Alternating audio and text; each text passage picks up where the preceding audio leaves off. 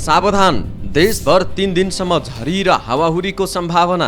कुन कुन जिल्लामा छ भारी वर्षा र बाढीको जोखिम?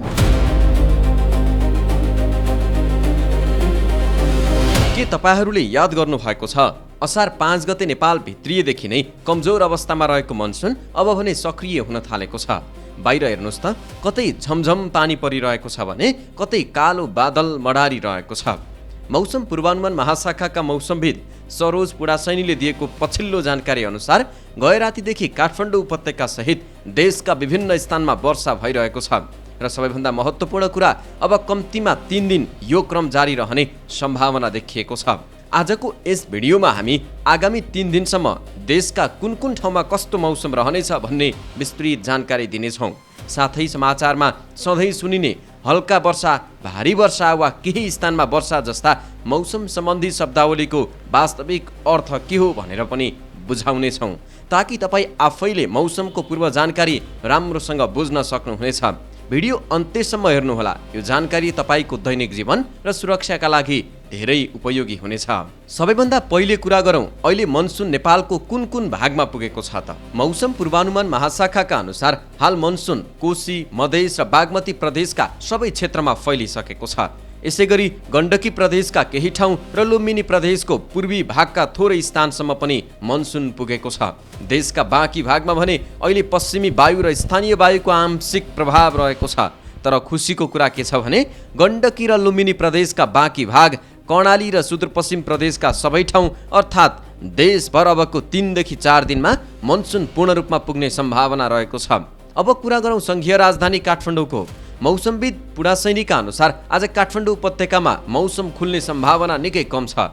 केही समयका लागि आकाश खुला जस्तो भए पनि फेरि बादल लाग्ने र दिउँसोपछि मध्यमसम्म वर्षा हुने सम्भावना छ। त्यसैले घर बाहिर निस्कदै हुनुहुन्छ भने छाता वा रेनकोट पक्कै बोक्नुहोला। अहिले मनसुन खास गरी कोशी प्रदेशमा बढी सक्रिय छ। त्यसैले कोशी प्रदेशका थोरै स्थानमा भारी वर्षा हुने सम्भावना छ भने मधेस, बागमती र गण्डकी प्रदेशका पनि 1-2 स्थानमा भारी वर्षा हुन सक्छ। अब लागौँ आगामी 3 दिनको विस्तृत प्रादेशिक पूर्वानुमानतर्फ। हामीले मौसम पूर्वानुमान महाशाखाले जारी गरेको विशेष बुलेटिन प्राप्त गरेका छौँ।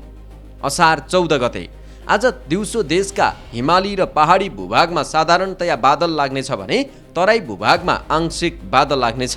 कोशी प्रदेशका केही स्थानमा, बागमती, गण्डकी र लुम्बिनी प्रदेशका हिमाली र पहाडी भूभागका केही स्थानमा मेघगर्जन र चट्याङ सहित मध्यम वर्षाको सम्भावना छ। तर ध्यान दिनुपर्ने कुरा के छ भने सुदूरपश्चिम प्रदेशका तराई भूभाग तथा लुम्बिनी प्रदेशका पश्चिम तराई क्षेत्रका थोरै स्थानमा भने तातो लहरको सम्भावना अझै छ। तसर्थ ती क्षेत्रका बासिन्दाले गर्मीबाट बस्न विशेष सतर्कता अपनाउनुहोला। आज राति कोशी प्रदेशका पहाडी र तराई भूभागका 1-2 स्थानमा भारी वर्षाको समेत सम्भावना रहेको छ। असार 15 गते सोमबार पनि देशभर साधारणतया बादल लाग्नेछ। दिउँसो कोशी प्रदेशका पहाडी र तराई भूभागका 1-2 स्थानमा भारी वर्षाको सम्भावना छ। साथै कोशी प्रदेशको तराई र मधेस प्रदेशको केही स्थानमा हावाहुरीको पनि सम्भावना छ। रातिको समयमा भने मौसम अझ सक्रिय हुने देखिन्छ। कोशी प्रदेशका पहाडी र तराईका थोरै स्थानमा भारीदेखि धेरै भारी वर्षाको सम्भावना छ भने मधेस, बागमती र गण्डकी प्रदेशको 1-2 स्थानमा भारी वर्षा हुन सक्छ। राति कोशी, बागमती, गण्डकी र लुम्बिनी प्रदेशका तराई र मधेस प्रदेशको केही स्थानमा हावाहुरी चल्ने सम्भावना छ। असार 16 गते मङ्गलबार दिउँसो कोशी प्रदेशका पहाडी र तराई भूभागका 1-2 स्थानमा भारी वर्षाको सम्भावना यथावत रहनेछ। राति भने कोशी प्रदेशका पहाडी र तराईका थोरै स्थानमा भारीदेखि धेरै भारी वर्षा हुनेछ। मधेस र गण्डकी प्रदेशको 1-2 स्थानमा पनि भारी वर्षाको सम्भावना छ। सोमबार जस्तै मङ्गलबार पनि विभिन्न प्रदेशका तराई क्षेत्रमा हावाहुरीको सम्भावना रहेको मौसम पूर्वानुमान महाशाखाले जनाएको छ। दर्शकवृन्द, हामीले समाचार सुन्दा मौसमविदहरूले प्राय हल्का वर्षा, भारी वर्षा र केही स्थानमा वर्षा जस्ता शब्दहरू प्रयोग गरेको सुन्छौँ। तर यसको ठ्याक्कै अर्थ के हो त? आउनुहोस् आज यो प्राविधिक कुरालाई सजिलोसँग बुझौँ। सबैभन्दा पहिले वर्षाको मात्रालाई कसरी नापिन्छ र भनिन्छ त्यो हेरौँ। हल्का वर्षा 24 घण्टाभित्र 10 मिलिमिटर भन्दा कम पानी पर्यो भने त्यसलाई हल्का वर्षा भनिन्छ। मध्यम वर्षा 24 घण्टामा 10 मिलिमिटर भन्दा धेरै तर 50 मिलिमिटर भन्दा कम पानी पर्यो भने त्यो मध्यम वर्षा हो। भारी वर्षा यदि 24 घण्टामा 50 मिलिमिटर भन्दा धेरै तर 100 मिलिमिटर भन्दा कम वर्षा भयो भने त्यसलाई भारी वर्षा भनिन्छ। यस्तो बेला बाढी पहिरोको जोखिम सुरु हुन्छ। धेरै भारी वर्षा 24 घण्टामा 100 मिलिमिटर भन्दा धेरै तर 200 मिलिमिटर भन्दा कम पानी परेमा धेरै भारी वर्षा भनिन्छ। अति भारी वर्षा र यदि 200 मिलिमिटर भन्दा धेरै वर्षा भएमा अति भारी वर्षा भएको मानिन्छ। यो अत्यन्तै जोखिमपूर्ण अवस्था हो। त्यसैगरी पानी पर्ने क्षेत्र वा सम्भाव्यता बुझाउन प्रयोग हुने शब्दावलीहरू यस प्रकार छन्। 1-2 स्थान, यसको अर्थ 10% भन्दा कम भूभागमा पानी पर्छ भनिएको हो।